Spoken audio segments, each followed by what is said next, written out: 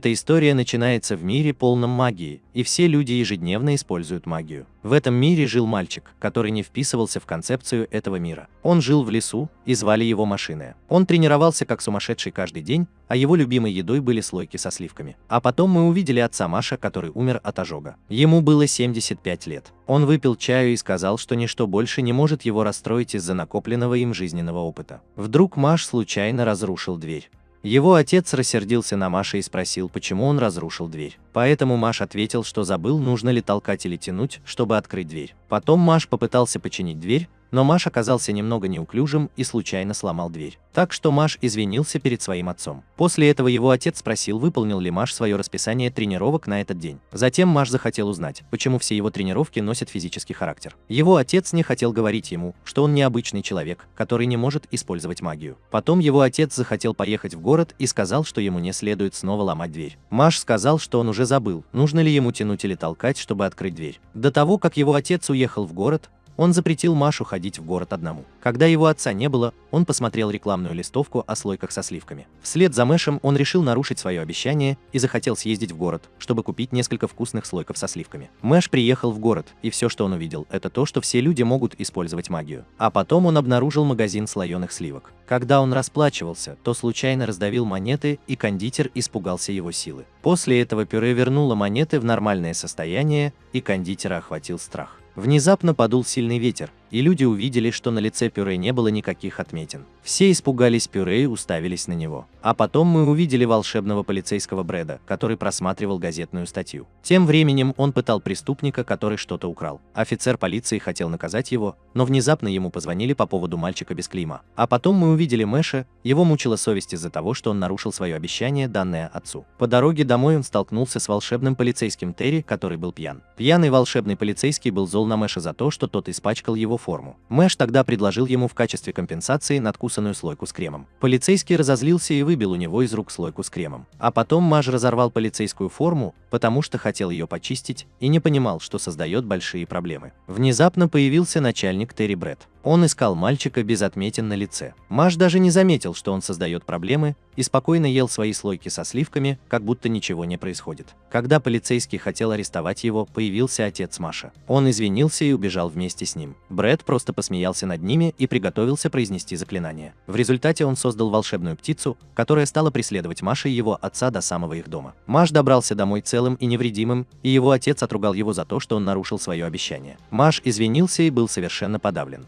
После этого Маш должен снова выполнять свою утреннюю рутину в качестве наказания. Потом он отдал своему отцу слоеные пирожные с кремом, и его отец открыл ему дверь, чтобы он снова их не уничтожил. Маш снова шел на тренировку, и его отец очень волновался, потому что знал, что не сможет вечно прятать Маш в лесу. Внезапно появился Брэд. Он захотел найти Маша и спросил его, где его сын. Маш был на тренировке, и он выполнил свою утреннюю рутину всего за 5 минут. Даже животные в лесу были напуганы огромной силой Маша. Потом Маш решил вернуться домой, чтобы съесть еще несколько слоек со сливками. Внезапно он услышал голос полицейского Брэда. Он сказал, что волшебная полиция несет ответственность за уничтожение людей, не обладающих магией. Он также сказал, что они будут наказаны. Отец Маши отказался сотрудничать и был отброшен к стене. Брэд угрожал ему и напал на него с помощью опасной магии. Он ни словом не обмолвился о своем сыне. Тогда мы увидим прошлое ретро. Он был волшебником без таланта. В прошлом с ним плохо обращались все, и его семья отвергла его из-за его слабой силы. Так как он никому не был нужен, он решил покончить с собой. Когда он уже собирался покончить с собой, он услышал детский плач. В этот момент он обнаружил брошенное пюре и решил воспитать его как своего отца. Он поклялся всегда защищать пюре, даже если они не связаны кровными узами. Тогда ретро закричал, чтобы пюре убежало, надеясь, что где-то услышит его слова и спасется сам. Брэд разозлился и был готов убить отца пюре. А потом пюре выскочил за дверь и вырубил офицеров волшебной полиции. Полицейский Терри недооценил пюре. После этого пюре легко избил его. Последовав за своим отцом, он захотел узнать, почему тот не сбежал, и пюре ответил, что они одна семья. Брэд просто посмеялся над ним, а волшебные копы смотрели на пюре свысока из-за того, что он не мог использовать магию. Затем Брэд захотел произнести заклинание, которое он даже использовал, чтобы победить дракона, так что пюре было атаковано сильным заклинанием, и это привело к взрыву. Брэд не мог поверить, что пюре отразило его магию только с помощью рук. Брэд запаниковал и испугался пюре, которая просто с легкостью легкостью блокировала его атаку. Однако Брэд хотел использовать свою самую сильную атаку, поэтому Брэд выстрелил в Пюре мощным заклинанием, и тот без каких-либо проблем блокировал его атаки. Затем, когда маг продолжал стрелять, Пюре отразила магию, как будто это был волейбольный мяч. Брэд продолжал пытаться победить Пюре, но тот просто играл с Брэдом. А потом Пюре взял в руки волшебную палочку. Пюре не смог сотворить никакой магии, и он бросил волшебную палочку в Брэда как бейсбольный мяч. Брэд не мог поверить в свою огромную силу, и Пюре пригрозил убить его в следующий раз. Брэд вдруг рассмеялся и предложил ему сделку. Так вот, Брэд сказал, что раз в год Бог выбирает лучшего ученика. Мэш должен суметь стать избранным богами в волшебной школе. В результате общество также примет его, а взамен Брэд требует богатства и престижа, которые он получит вместе с этим. Так что Мэш приняла предложение Брэда, и они заключили сделку. Его отец беспокоился за своего сына, но был тронут тем, что Мэш вырос хорошим мальчиком. С тех пор Мэш твердо решил стать лучшим студентом Академии магии, чтобы достичь своей цели – жить в мире со своим отцом. В последующие дни для Мэша начались вступительные экзамены в Восточную школу магии. Перед началом первого экзамена учительница Лучи наблюдала за тем, как кандидат учится. Внезапно он увидел Маша, который тренировался с большими весами. Лучи не мог поверить, что увидел в их престижной школе такого мускулистого урода. Маш просматривал только книги по наращиванию мышечной массы, и его отец был обеспокоен тем, что Маш не сдаст вступительный экзамен. Затем учительница Лучи поприветствовала всех студентов. Лучи был очень знаменит, и все студенты им восхищались. Внезапно Лучи придумала первый экзамен, который поразил всех. Маш сказал, что он также может заранее подготовиться к экзамену без помощи магии. Лучи разозлился на Маша, но он был непреклонен в том, что Маш провалит экзамен. На первый письменный экзамен наложено заклятие, и кандидатам приходится использовать магию, чтобы расставить буквы в правильном порядке. Мэш хотел сдать экзамен, но в результате пригрозил, что буквы сами соберутся в правильном порядке. Таким образом, Маш смог сразу же пройти первое испытание без использования магии. После этого Маш с его сильными мышцами настоял на дальнейшем тестировании. Маш обладал такой большой физической силой, что другие ученики думали, что он может использовать магию. Маш с легкостью прошел все предыдущие тесты. В качестве следующего теста студенты должны были найти выход из опасного лабиринта, полного ловушек и монстров. В лабиринте к Мэшу сразу же подошла девочка по имени Лемон. Она хотела найти выход вместе с ним. Она была очень неуклюжей и активировала на своем пути все ловушки. Мэш была подавлена, потому что они двигались так медленно. Когда Мэш попытался самостоятельно найти дорогу, Лемон попыталась остановить его. Девочка заковала его в наручники с помощью заклинания. Мэш просто освободился с помощью своей силы и убежал, чтобы найти выход. Внезапно позади Лемона появилось сильное чудовище. Монстр напал на Лемон и выбил у нее палочку из руки. Лемон замерла от страха, а монстр хотел ее убить. Она смирилась со своей смертью, потому что чувствовала себя виноватой в том, что хотела испортить Пюре. В последний момент появился Пюре. Он ударил монстра кулаком и победил его всего одним ударом. Пюре поднялось, и Лемон сразу же влюбился в него. После этого Пюре разбил стены своей мускульной силой. Все были напуганы и не могли поверить, что Пюре только что добрался до финиша благодаря своей мускульной силе. Директор школы проявил интерес к Пюре. Все ученики были злы на Пюре,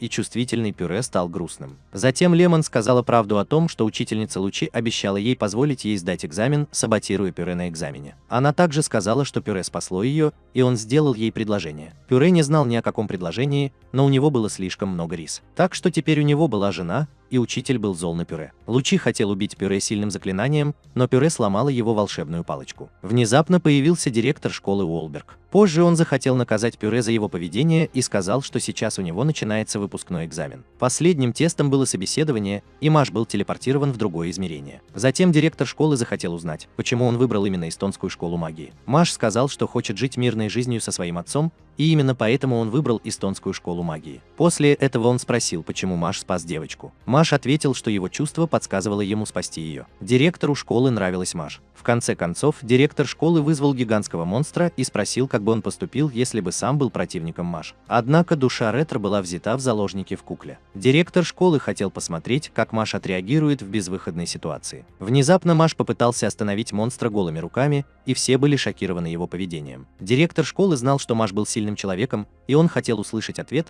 что как сильный человек он будет помогать слабым. Маш мог бы доказать свою доброту по отношению к нему. Маш сдал экзамен и был принят в эстонскую школу магии. магии. На следующий день Маш уже была в классе. Маш должен был открыть замок с помощью магии, он использовал свою мускульную силу. Однако учитель рассердился на Маша, и Маш сказал, что он плохо разбирается в магии и тому подобном. Еще один ученик был шокирован поведением Маши как плохого мальчика. Он считал Маша нарушителем спокойствия. Когда Финн искал свою комнату, он не захотел делить ее с Машинем. Внезапно он нашел свою комнату, но не увидел двери. Мэш уже разлучила их, и они познакомили друг друга. Финн заметил, что Мэш хороший парень, но помешан на мускулах. Эти двое подружились, и Мэш предложил поделиться своими сливочными слойками с Финном, так что они вдвоем съели восхитительные сливочные слойки. В последующие дни мы видели, как Мэш ест сливочные слойки, и вдруг он понял, что ему нужна метла для завтрашнего урока. Мэш хотел одолжить метлу у Финна, потому что тот случайно купил лопух вместо метлы. На следующий день ученики должны научиться летать на метле. Все они использовали свою магию и смогли заставить метлу левитировать. Тогда Маш тоже попробовал это сделать. У него не было никакой магии, и он не мог заставить метлу левитировать. Внезапно появился еще один ученик. Он смотрел на Маша сверху вниз, так что Маш использовал свою мускульную силу, и метла прыгнула ему в руку. Другой ученик сказал, что Маш жульничал, и он разозлился. После этого начались испытания на время, и Маша пригласили принять участие в гонке. Проигравший должен был стать мальчиком на побегушках у победителя. Маш принял вызов, и они соревновались друг с другом. Учительница поинтересовалась, умеет ли Маш вообще кататься на метле. А потом начались гонки, и Маш сразу же победил. Никто не знал, что произошло, потому что Маш был слишком быстр. Финн был единственным, кто видел невероятную скорость Маша. Он бросил свою метлу и смог прокатиться на ней верхом. Так что Мэш выиграл пари, а другой ученик разозлился. Внезапно кто-то закрыл ему рот с помощью магии, и появился еще один ученик. Он представился как Ллойд Кавилл, и Мэш подумала, что его зовут Спот Капуста. После этого учитель остановил Кавилла, и он сказал Мэшу, что хочет встретиться с ним позже. Затем он стал издеваться над другим учеником за то, что тот не смог победить Мэша. Кавилл был очень жестоким, и ему нравилось избивать других учеников. Тем временем Маш узнал от своего друга Финна, что Кавилл большой хулиган в их школе. Он также узнал, что все его боятся,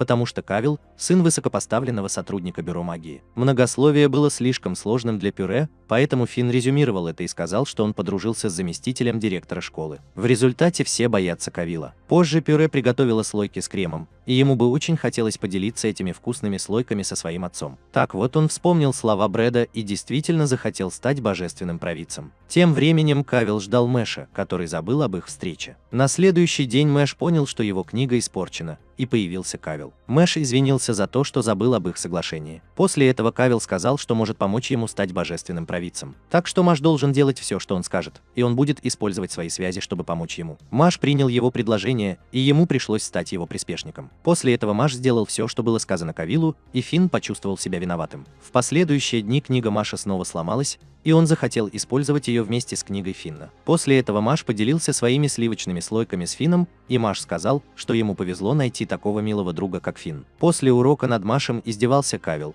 и он смотрел на него свысока. Маш не возражал, чтобы над ним издевался Кавилл, поэтому он вымыл пол и понял, что у него есть книга Финна. А потом мы видим Финна, над которым издевался Кавилл, и он несет ответственность за уничтоженные книги Маша. Финн не хотел делать ничего плохого своему другу Машу, поэтому он отказался подчиняться подлым приказам Кавилла и был избит им с помощью магии. Потом Маш обыскал своего друга Финна и обнаружил, что его друг ранен. Маш беспокоился за Финна, а его друг извинился за то, что уничтожил его школьные учебники. Финн плакал и сожалел о том, что поступил так подло, потому что Маш считал его хорошим другом. Маш был зол из-за того, что Кавилл издевался над его другом Финном. Внезапно Маш подбежал к Кавиллу и ударил его головой о землю. Маш приказал ему извиниться перед Финном, а Финн беспокоился, что Маша исключат из школы. После того, как Маш нокаутировал Кавилла, он понял, что его могут исключить из школы. После этого появился заместитель директора Форман. Он является другом отца Ллойда и обвинил Маша в совершении акта насилия. В результате Машу и Финну пригрозили, что их исключат из школы. Кроме того, он смотрел на них обоих свысока,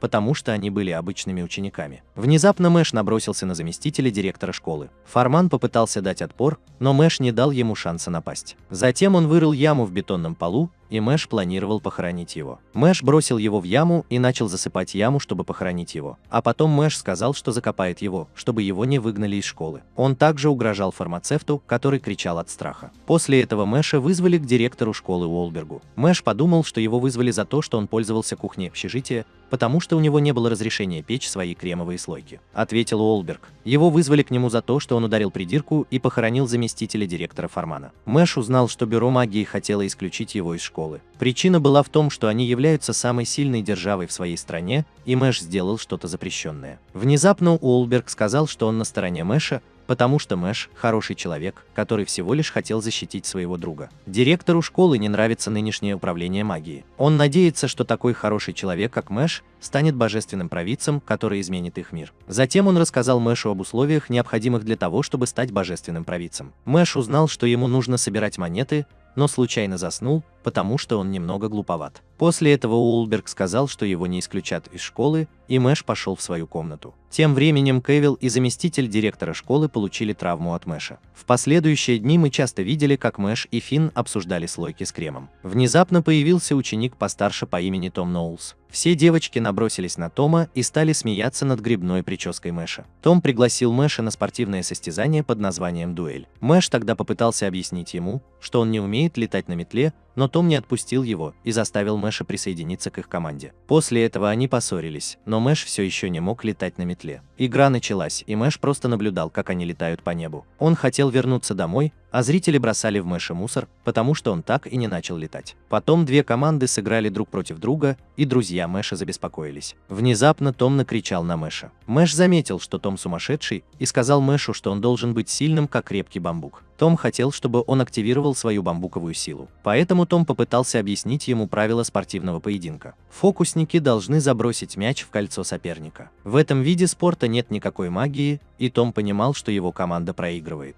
Однако Том хотел вернуться и верил в машин. Внезапно Том получил серьезную травму от команды соперника. Все были шокированы, а соперник солгал и сказал, что это было сделано ненарочно. Том больше не мог играть, и он был зол из-за того, что соперники играли нечестно. Тому было грустно, что теперь они проиграют матч, и соперники смотрели на Тома свысока. В результате Мэш разозлился и начал использовать свою силу в приготовлении слоек с кремом. Затем Мэш подпрыгнул в воздух и смог летать. Мэш использовал свои ноги, и все были потрясены тем, что он может так летать. Тогда Мэш хотел выиграть матч, но соперники недооценили его. Они пытались остановить его всей командой, но Мэш просто забросил мяч в ворота. После этого Мэш забил гол, но команда соперника удерживала преимущество более чем в 49 очков. Внезапно мяч вернулся в пюре, и у него была сильная техника, так что он снова бросил с нечеловеческим вращением. Затем Пюре забросил еще несколько мячей и повторил это на протяжении всего матча. Пюре удалось набрать много очков, а затем установить рекорд. Так что его команда выиграла со счетом 999 очков, а общежитие Адлер выиграло игру благодаря невероятной силе сливочных слоек мока. Кроме того, после своей победы Мэш получил серебряную монету за свой новый рекорд. Потом к нему пришел Том,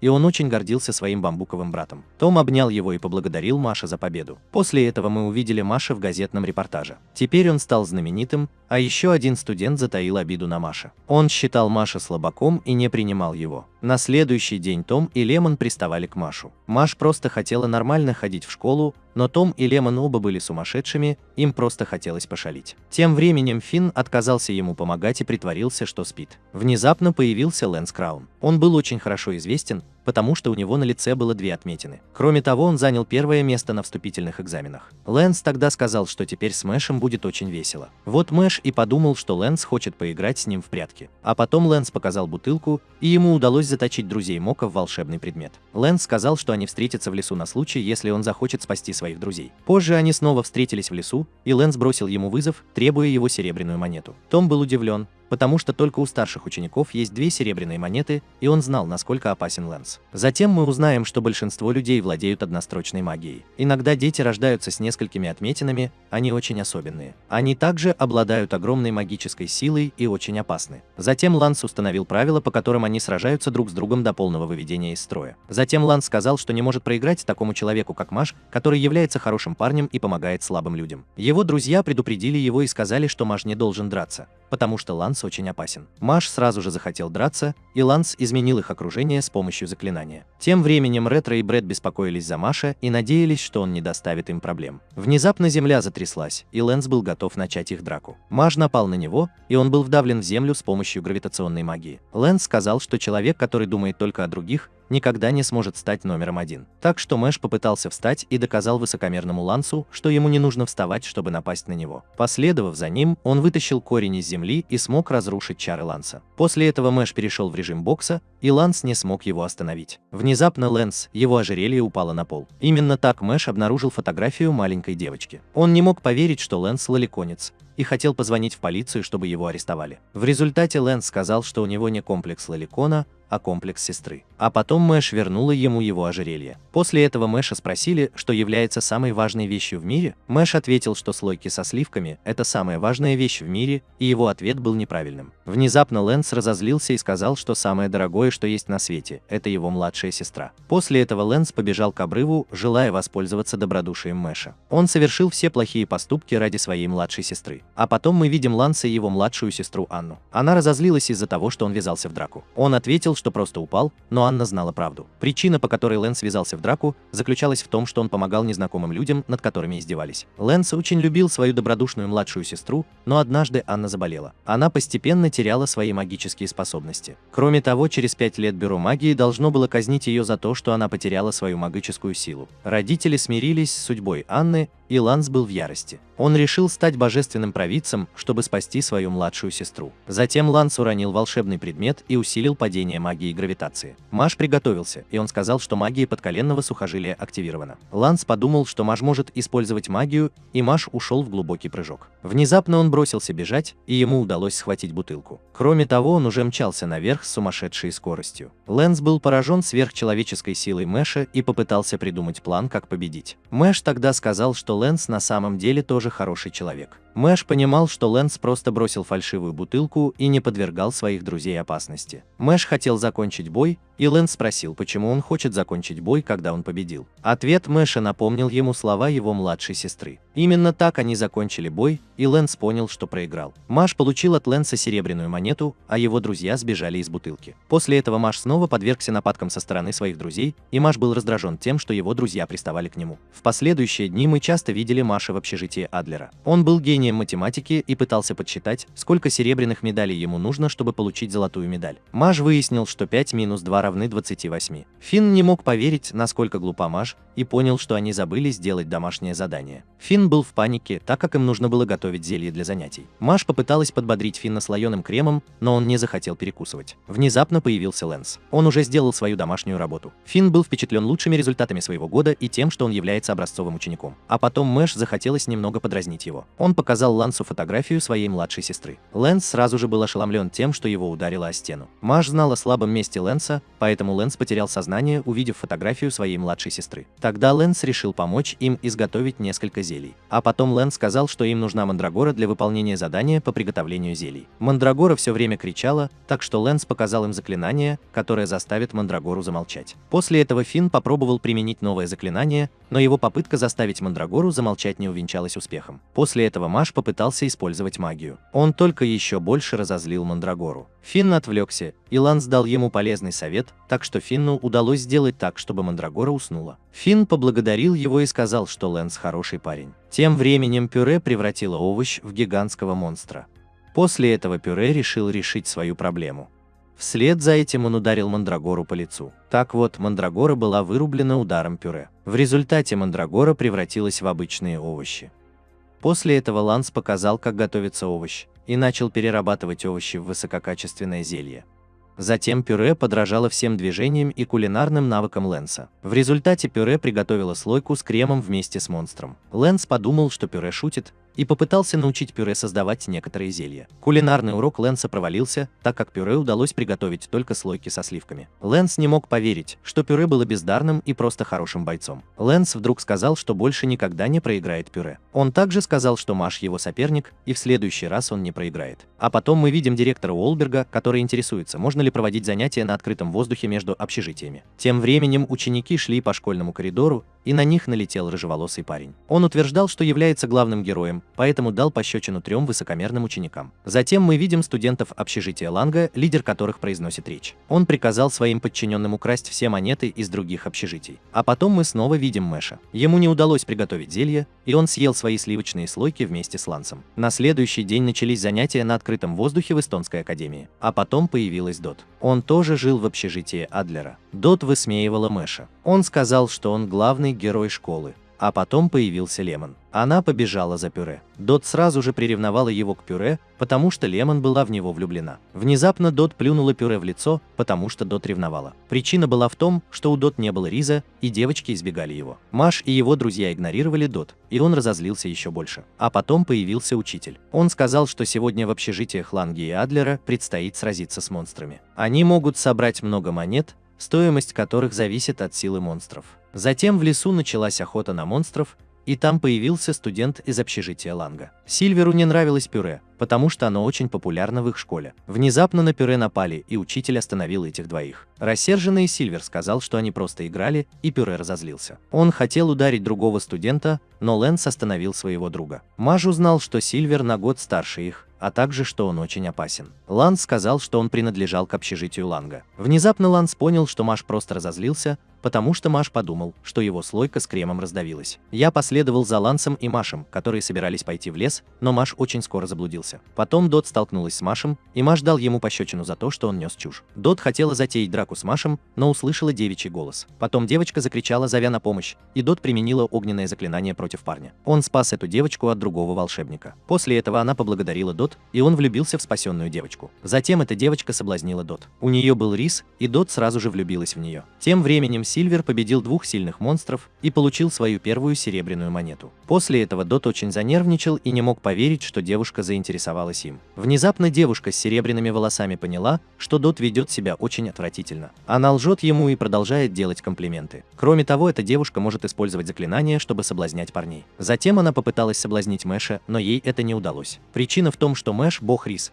Поэтому Мэш очень сильно сопротивлялась заклинаниям рис. Девушка с серебряными волосами снова попыталась соблазнить его. Ей не удалось соблазнить Мэша, и она не могла поверить, что ее заклинание не сработало против Мэша. Девочка смирилась со своей неудачей и попыталась воспользоваться преимуществом Дот. Потом она сказала, что парень по имени Сильвер угрожал ей. Девочка сказала, что он преследует ее, и она в отчаянии, потому что он всегда ищет ее. Тогда Дот ответила, что он будет защищать девочку. Внезапно появился Сильвер и сразу же напал на них. Дот ответила ему своими огненными заклинаниями. Он использовал заклинание Эксблом из своего пулемета и выстрелил в Сильвера опасным огненным шаром, так что Дот вызвала опасные взрывы, и Сильвер был поражен всеми огненными шарами. Маш просто наблюдал за боем, поедая слойки со сливками. Тем временем Финн и Лемон были счастливы встретиться с Лэнсом в опасном лесу. Лэнс был обеспокоен тем, что Мэш снова попадет в беду. А потом мы снова видим драку между Дот и Сильвером. Сильвер защитил себя от атак взрывных заклинаний с помощью своей железной магии. Внезапно Сильвер показал ему свои магические заклинания, и он смог причинить вред Дот. Тем временем Маш был потрясен тем, что его кремовая слойка выпала у него из руки. Дот не знал, что ему теперь делать. Он считал Маш слабым и не хотел впутывать его в свои проблемы. Внезапно Сильвер предложил им абсурдную сделку. Дот согласилась на эту абсурдную сделку,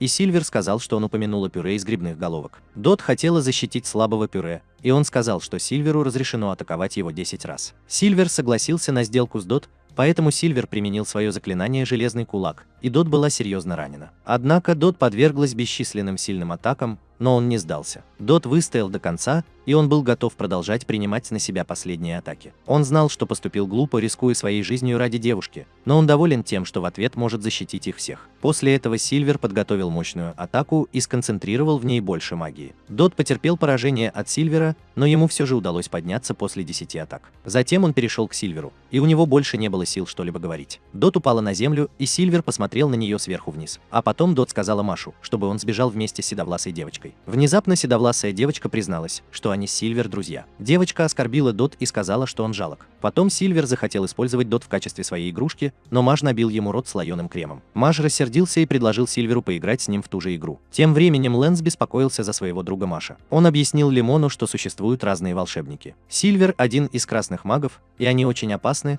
потому что могут использовать мощные атакующие заклинания. Сильвер продолжал смотреть на Дот свысока за то, что она вела себя как герой. Сильвер тогда хотел прикончить его, но Маш попытался ударить Сильвера одной из своих атак. Его атака была заблокирована, и он сказал, что Маш проиграет ему. Надменный Сильвер посмотрел на Маша сверху вниз и атаковал его. Однако Маш несколько раз пострадал от его заклинания «Железный кулак». Маш с легкостью выдержал их все и приготовился к атаке. А потом Маш сказал, что магия трицепсов активировалась. Маш побежал к Сильверу, и его было уже не остановить. Заклинание серебра на Маше не подействовало, и Маш ударил Сильвера кулаком. Внезапно у Сильвера потекла кровь, и он не смог смириться со своей потерей из-за Маша. Сильвер попытался атаковать Маша Маша со всей своей силой, но Маш показал ему истинную мощь своих мышц. Он с бесконечной силой врезался в землю, так что смог серьезно ранить Сильвера. Сильвер испугался Мэша, и Мэш сел на землю, ожидая следующей атаки Сильвера. Мэш сказал, что они могут продолжать играть, но Сильвер знал, что если он продолжит, то скоро умрет. В результате Сильвер заметил, что Мэш монстр,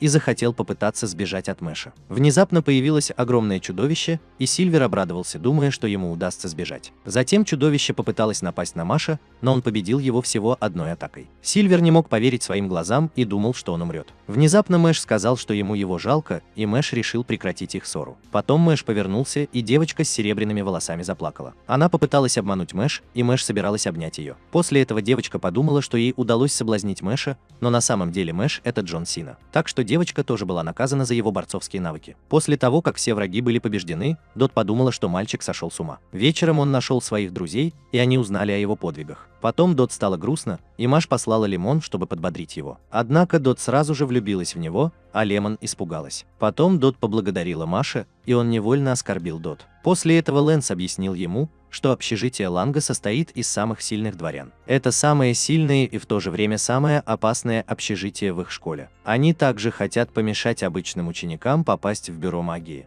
Ланс тогда сказал, что скоро начнутся битвы за монеты, и группа под названием «Магия Волчанки» начнет свою атаку. Внезапно монеты Мэша засияли, и Мэш подразнил Дот своей монетой. После этого Мэш спросила, с каких пор их распределили по общежитиям. Затем Мэш вспомнил свой первый день в школе. Учительница показала скелет, который мог читать мысли людей. Этот скелет отвечал за распределение учеников по соответствующим общежитиям. Затем мы видим Мэша, скелет пытается прочесть его мысли. Мэш думал только о слойках с кремом, и скелет был потрясен. Он понимает, что Мэш очень глупый человек, и все, о чем Мэш мог думать, это есть слойки со сливками. Однако глупость Мэша передалась и скелету. В результате Мэша определили в общежитие Адлера. Лэнс тогда сказал, что Мэшу следует стараться избегать встреч со студентами общежития Ланга. На следующий день Мэш снова заблудился и обнаружил дверь. Потом мы увидели Сильвера, он попросил у него прощения. Но лидер так и не простил ему своей неудачи. Тогда лидер сказал, что слабаков нельзя терпеть в их общежитии, поэтому лидер наказал Сильвера и превратил его в деревянную куклу.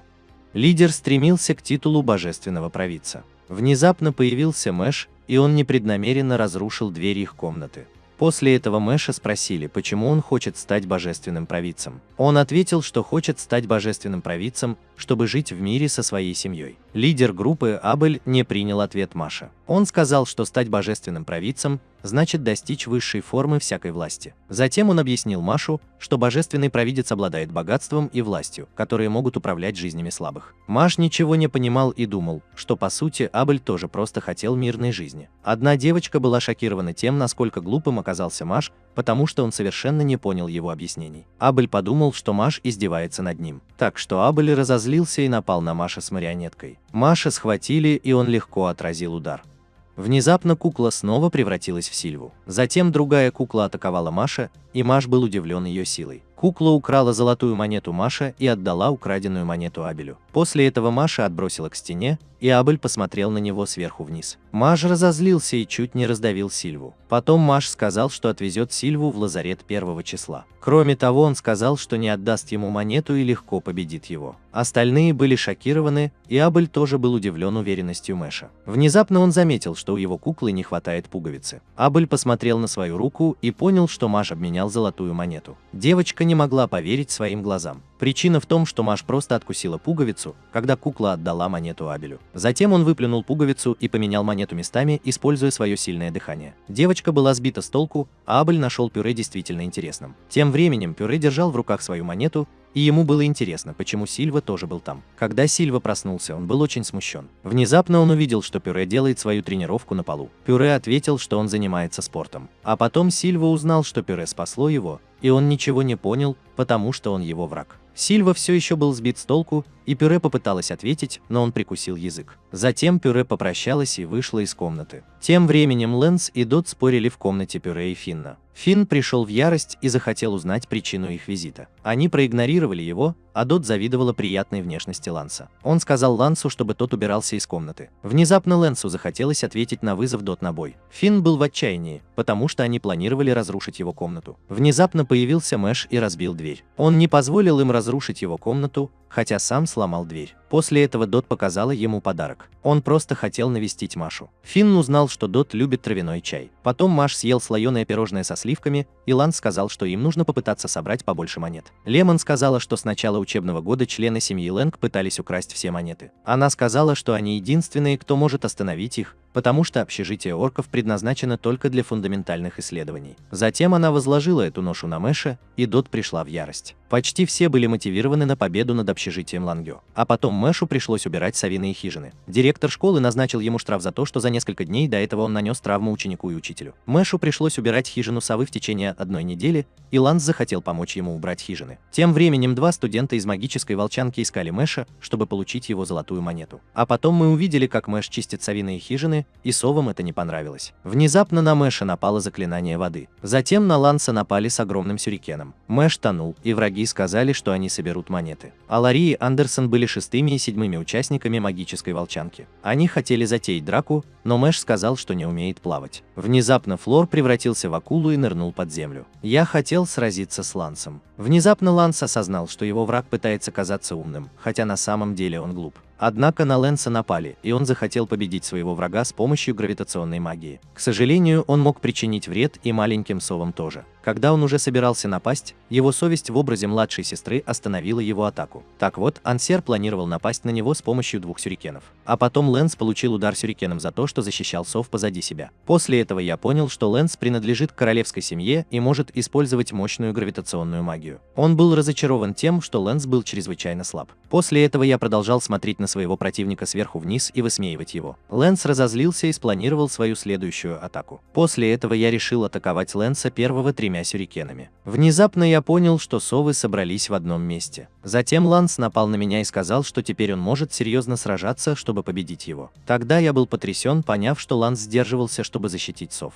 Он разозлился и попытался победить Лэнса своей самой сильной атакой. Но Лэнс показал ему свою истинную силу, и он отразил атаку и повалил своего врага на землю. Лэнс был слишком силен, и его враг был потрясен. Лэнс тогда сказал, что он борется за свою младшую сестру и никогда не проиграет парню, который смотрит на других свысока. Тем временем акула Алори была уверена, что он с легкостью победит Маша. Внезапно что-то поплыло к нему с сумасшедшей скоростью. Алори был напуган, он был уверен в победе, потому что Маш сказал, что не умеет плавать. Внезапно Маш остановился и поблагодарил Руда за то, что тот научил его плавать. В результате охотник превратился в жертву, и Маш кружил вокруг него с большой скоростью. Маш был акваменом, а Эйлора использовала заклинание, чтобы эволюционировать. А потом Маш напал на сильную акулу, и он все время бил его. Маш с легкостью победил его и вернулся на поверхность. После этого Ланс забрал золотую монету, и Маш обнаружил, что числа 6 и 7 магической волчанки слабы. Внезапно появился еще один человек, который был быстрее Флэша. У него был демонический глаз, и заклинание Ланса было бесполезно против него. А потом Мэш собралась силами и бросилась к нему, чтобы схватить. Врагу удалось увернуться от атаки спидстера Мэша, и он собрал своих товарищей. После этого он сказал, что пока не хочет сражаться, и попрощался с ними. А потом мы увидели парня в маске, и его маска разбилась о боевое месиво. Вечером мы снова увидели парня в маске,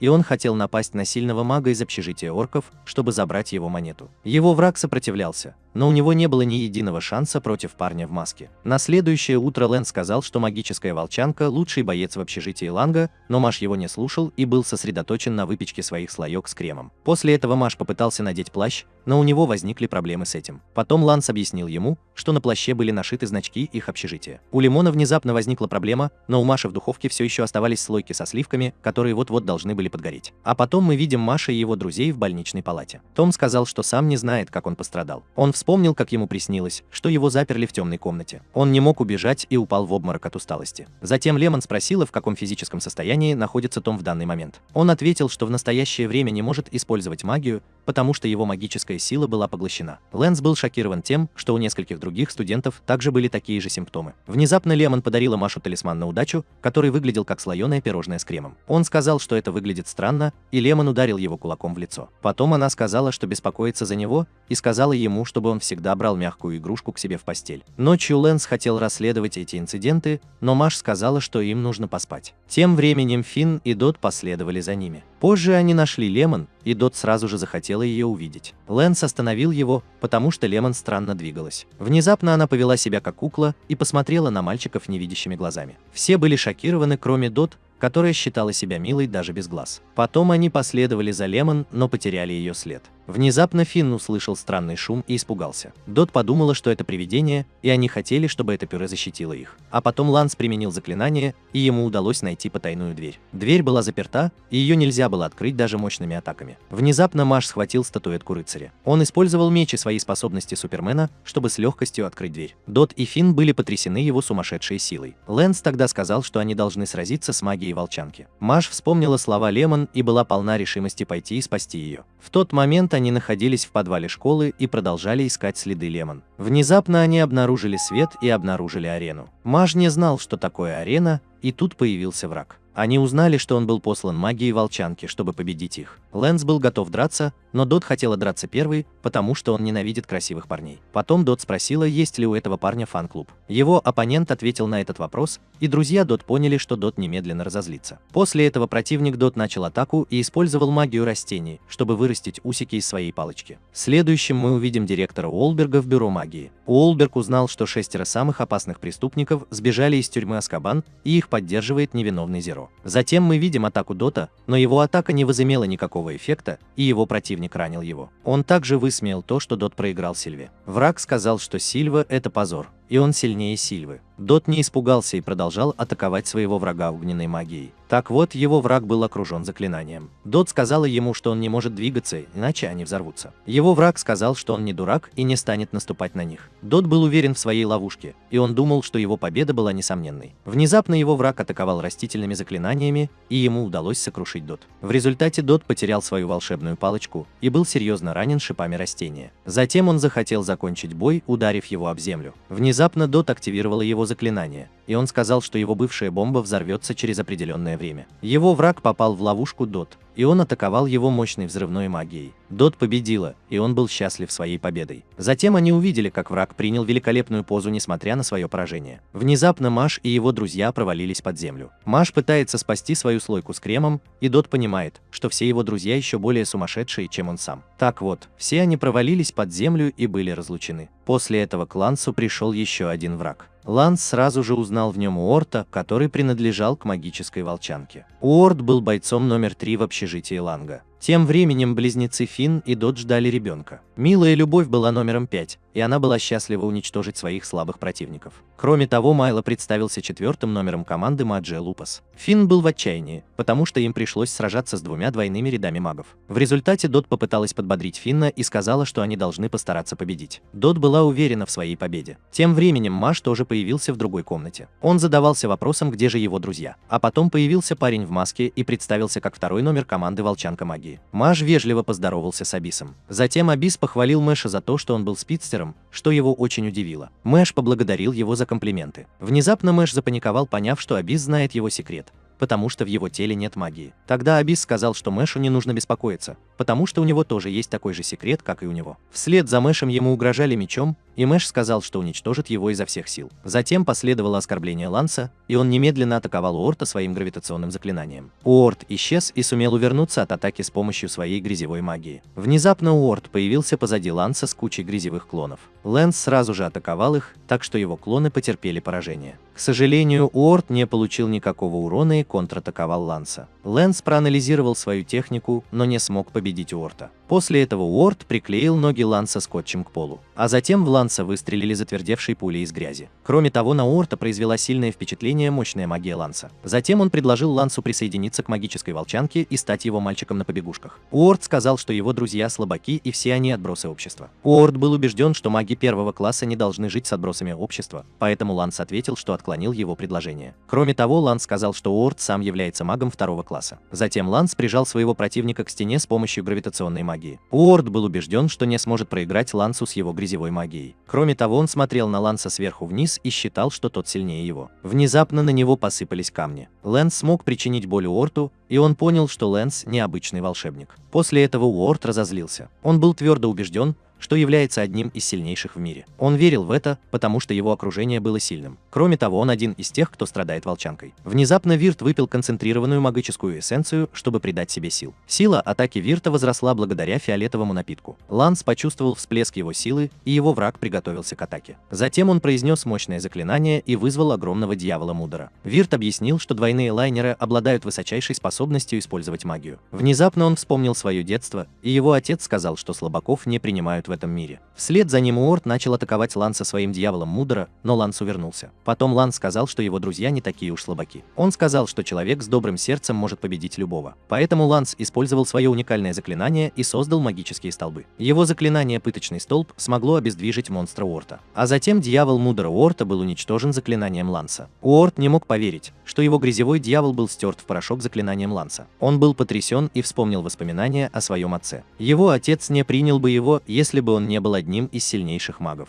Уорд был опечален и хотел стать сильным только для того, чтобы его признал отец. Впоследствии Лэнс сказал, что семейное положение – это не самая важная вещь в мире. Он объяснил Уорту, что в жизни есть более важные вещи, чем власть и слава. Лэнс вспомнил хорошие времена, проведенные со своей младшей сестрой. Ему не нравились люди, у которых не было доброго сердца. А потом мы видим, как Маш начинает свою атаку на бездну. Бездна смогла выдержать удар Маша, и он атаковал Маша со своей скоростью. Маш был ранен мечом, и он использовал заклинание, которое могло увеличить его скорость. После этого бездна сказала, что Маш все еще может уйти, но он отклонил это предложение. Бездне не нравились жизненные цели Маша. Затем Машу показали, что магическая сила лимона поглощается магическим предметом. Он сказал, что лимон никогда больше не сможет использовать магию в течение 30 минут. Маш был в ярости и хотел уничтожить маску бездны. Затем бездна атаковала Маша своим обратным заклинанием Уна. Маш был серьезно ранен и не мог блокировать быстрые атаки бездны. Меч бездны нанес ему серьезные повреждения. Внезапно меч бездны застрял у Маши в животе. Маш сказал, что он все спланировал заранее и ударил своего врага головой. В результате Маш уничтожил его маску, и он смог увидеть свой демонический глаз. Маш подумал, что шампунь попал ему в глаз, когда он принимал душ. Потом он объяснил, что у него дурной глаз. Его дьявольский глаз может нейтрализовать другую магию, и многие люди его презирают. Внезапно Маш извинился за то, что сглаз на него не действует. Кроме того, Маш узнал, что даже его родители избегают его. Именно по этой причине он не любил Маш. Однако Маш был пойман в ловушку бездны с помощью своего уникального силового поля заклинания. Тело Маша замедлилось, и он не смог блокировать атаку. Затем бездна сказала, что его движения в силовом поле увеличились,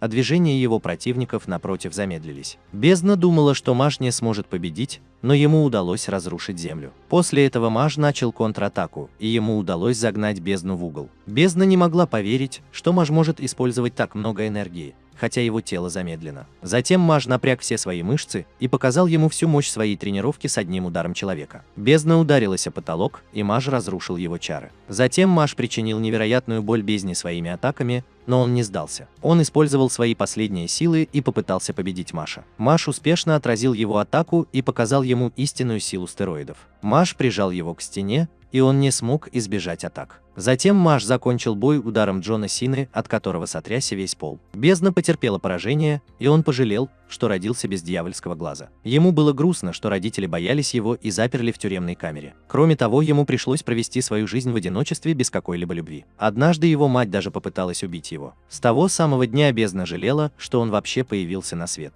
Маш почувствовал жалость к бездне из-за его детства и предложил ей стать его другом. Бездна не поверила Машу. В какой-то момент он также может начать бояться его из-за его глаза. Маш сказал, что он не боится его дьявольского глаза. Кроме того, Маш пригласила его вместе съесть слойки со сливками и продолжила спасать лимон. После этого мы видим парня, посланного Уолбергом, который получил секретное задание. Затем мы видим Дот и Финна, их врагов, и Майла выходит из комнаты. Следуя за ними, милая Любовь спрашивает двух мальчиков, считают ли они ее милой. Дот не хотела признаваться в этом, но милая Любовь была в его вкусе. Потом Дот извинилась за то, что выбрала Лемон в качестве своей будущей невесты. «Я очень люблю ее и не могу поверить, что Дот не влюбилась в нее». В результате она захотела убить Дот и напала на них. Дот поняла, что разница в их силе огромна, и он едва мог сопротивляться ее чарам. Любимая милашка разозлилась, потому что мальчики должны были бы сделать ей комплимент. Затем любимая милашка повторила свой вопрос, и Финн не понял, почему Дот снова извинилась. Внезапно Дот получила травму от своего заклинания торнадо. Она сказала, что ее отец разрешал ей избивать всех подряд, если они не нянчились с ней. Так что Дот ответила, что ее отец глупый человек, и он атаковал врага взрывным заклинанием. Милая моя Любовь не смогла блокировать непредсказуемые атаки Дот. Внезапно Дот попыталась украсть свой посох, но ей удалось вовремя увернуться от него. Затем она посмотрела на Дот свысока за то, что та проявила слабость. Она сказала Дот, что Майло активировал заклинание, которое заставит окаменеть любого, кто войдет в потайную дверь. Так что у них было всего 30 минут, иначе Мэш окаменеет. А потом на Дот снова обрушилась сильная магия ветра. Милая Любовь сказала, что ей жаль Мэша,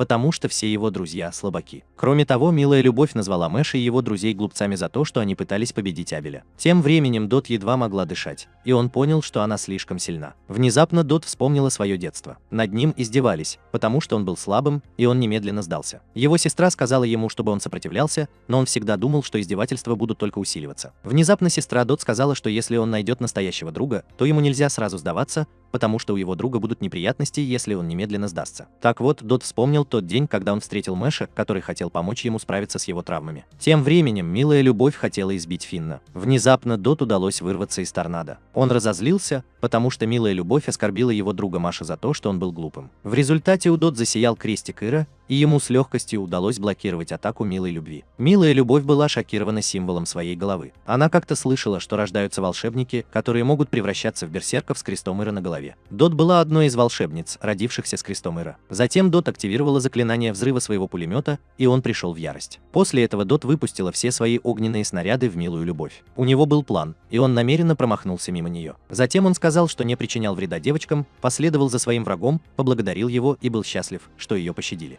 Финн хотел поздравить Дот с победой. Внезапно Майло напал на него, но Дот пожертвовала собой, чтобы спасти своего друга. После этого появился Майло. Он был очень зол, потому что Милый Лав потерпел поражение от однострочного фокусника. Майло посмотрел сверху вниз на Финна и Дот и атаковал их обоих заклинанием камня. Милый, я был убежден, что Майло победит. Внезапно на Майло напали с мечом, и он мгновенно потерпел поражение. А затем появились божественные руки провидца дождя. Майло и остальные были удивлены, увидев божественного провидца. Затем Майло попытался напасть на Рейна сзади, но тот сразу же разрушил его заклинание. Он не испытывал никакого уважения к Майло и атаковал его мощными заклинаниями меча. Тогда Майло понял, что у него нет ни единого шанса, и попытался извиниться. Рейн не обращал внимания на его извинения и продолжал наказывать Майло. Он сказал, что Майло маленький мальчик, и ему следует научиться не причинять боль другим без причины. Тем временем Дот была шокирована тем, что Рейн живет в общежитии Адлера. Потом Рейн сказал, что они должны идти дальше, пока он преподаст Майло урок. Финн был потрясен, увидев своего старшего брата. Позже Рейн стал выглядеть как приспешник невинного Зеро. Внезапно появился Мэш, и Рейн почувствовал сильную ауру, исходящую от Мэша, даже несмотря на то, что он не обладает магией. В результате он захотел использовать паука, чтобы измерить истинную магическую силу Мэша. Мэш был сбит с толку, и паук попытался измерить магическую силу Мэша. Затем Мэш был атакован огромным мечом, но Мэш блокировал атаку. Паук не смог обнаружить никакой магии в теле Мэша. В результате Рейн снова атаковал. Мэш соорудил стул из мечей. Паук был сбит с толку Мэшем. Рейн хотел убедиться, что Пюре не принадлежит приспешникам Иннокентия Зеро. Во время третьей атаки Пюре использовал меч, чтобы отразить атакующие мечи, как бейсбольный мяч. Пюре успешно отразила атаку, и Рейн спросил имя Пюре. Когда Рейн услышал имя Пюре,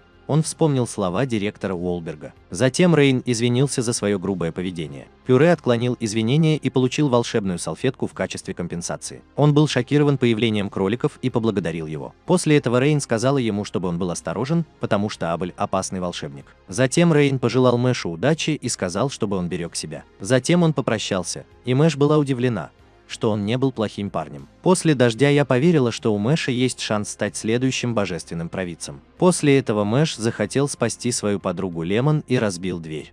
Затем он вошел в комнату, где его ждал Абель. Последовавший за ним Абель был впечатлен, потому что Маш сумел победить бездну своим дьявольским глазом. У Абеля были какие-то подозрения на его счет, поэтому Маш боялся, что его тайна будет раскрыта. Потом Абель сказал, что несмотря на силу Маша, он не признает равенства для слабых. Маш спросил, имеет ли он в виду слабых людей, не обладающих магией. Абель ответил, что он прав и что он твердо верит в то, что нужно избавиться от всех людей, не обладающих магическими способностями. Затем Маш узнал, что в настоящее время все люди, не обладающие магией, просто исключены из общества, но Абель планировал казнить их. Когда Маш вспомнил свое детство, он был спортивным даже в детстве. В детстве его любил отец, хотя он не является его настоящим сыном. Маш понимал, что он не может подружиться с Абелем из-за разных целей.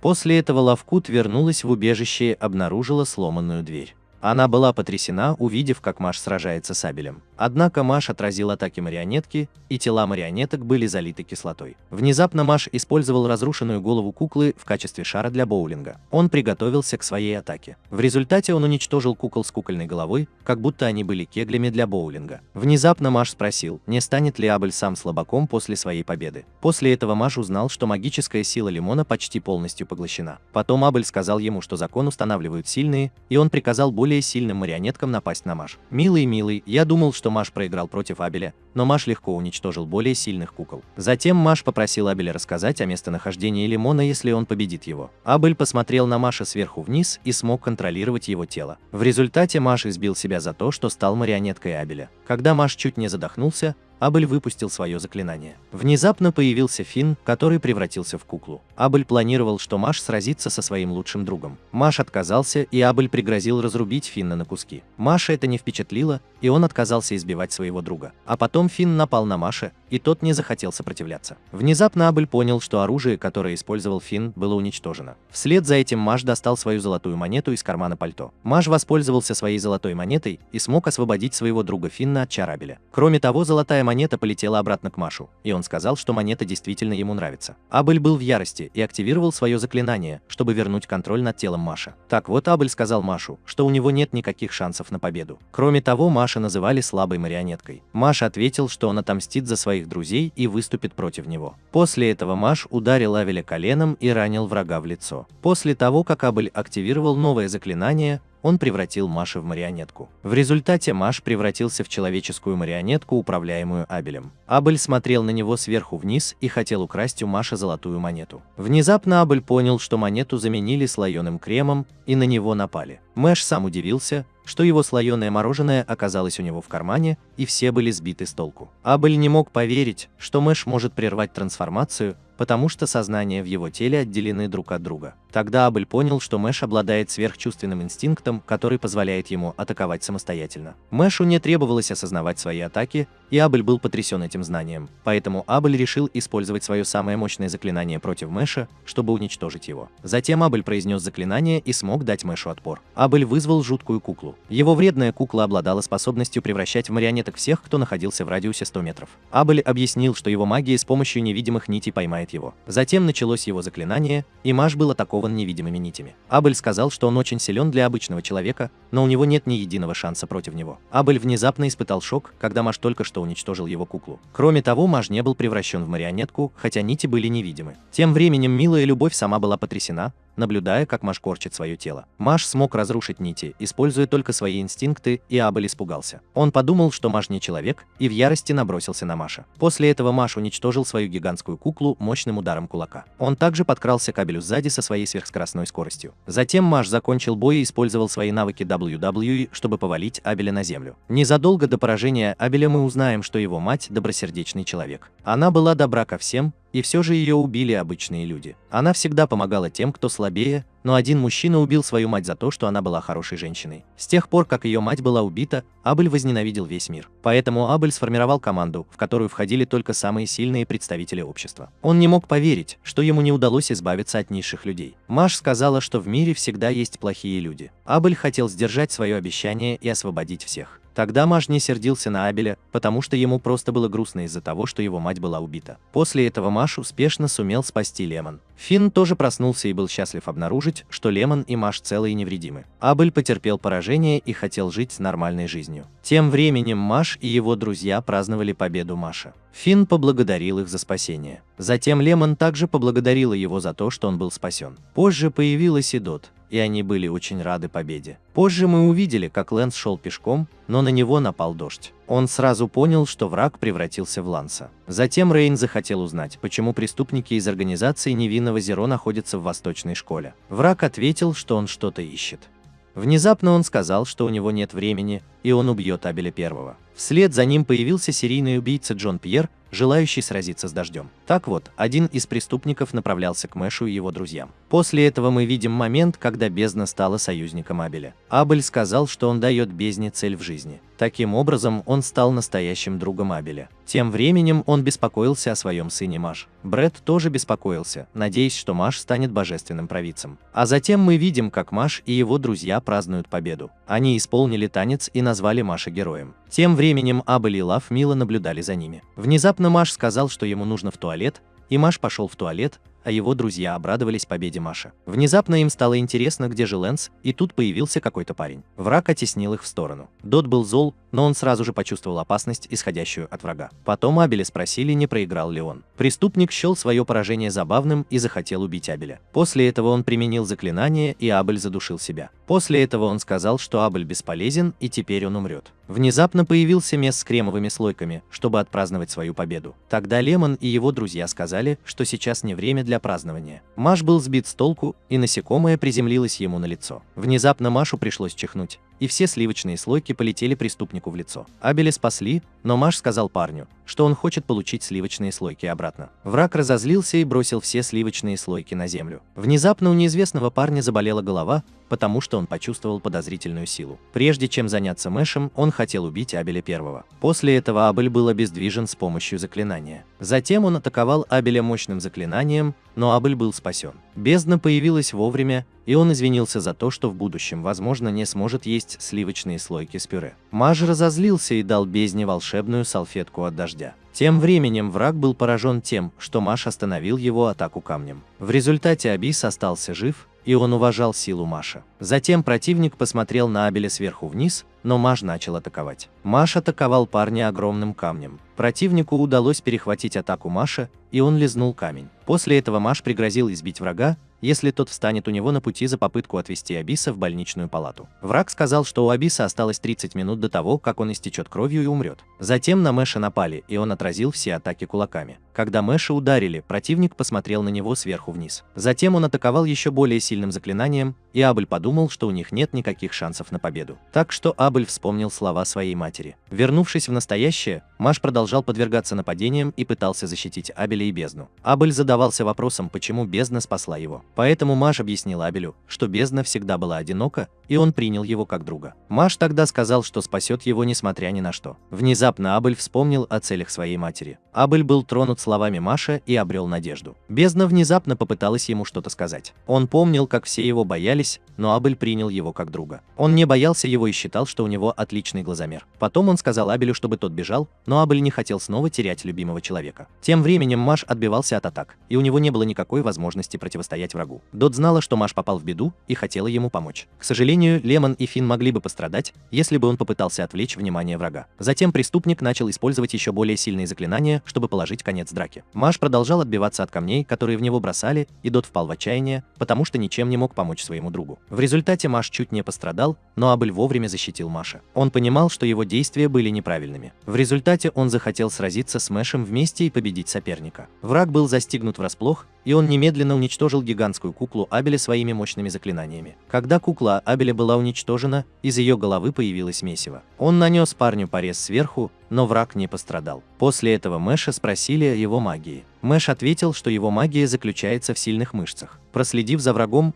он показал ему волшебное зеркало. Причина заключалась в том, что он обладал волшебным отражающим зеркалом, которое отражает заклинание заклинателя с удвоенной силой. Дот сказала, что все волшебники боятся этого волшебного предмета, и он пытался предупредить Мэша. Проследив за противником, попросил Мэша использовать свою магию против него. Внезапно Мэш атаковал его мощным ударом ноги и разрушил зеркало. Все были шокированы тем, что он не использовал магию. Все его друзья поняли, что Мэш никогда раньше не использовал магию. Они были потрясены правдой о силе Мэша. Друзья Мэша были сбиты с толку его силой. После этого мы видим, что враг цел и невредим. Кроме того, на его руке появляется магическая метка, которая активируется при прикосновении к Мэшу. Враг понял, что Мэш очень силен. После этого он сказал, что его зовут Клеточная война. После этого он попрощался с нами и исчез с помощью жуткого заклинания. Затем Мэш хотел отвезти Абиса в больничную палату, но Абель сказал, что Мэш спасла его с помощью кроличьей салфетки. Кроме того, Абис сказал, что пригласит Мэша на слоеное пирожное с кремом. После этого Абель поблагодарил Мэша за помощь. Позже его друзья сказали ему, что у него могут быть неприятности, потому что он не может использовать магию. Маш был в ужасе и дрожал от страха. Его друзья хотели сохранить его тайну, чтобы Маша не исключили из школы. Маш поблагодарил своих друзей и подтвердил, что он не может использовать магию. Внезапно один ученик проснулся и захотел настучать на Маша учителям. Этот ученик не принял ученика, не обладающего магией. Маш не знал, как решить эту проблему. В результате он просто съел слойку с кремом, чтобы расслабиться.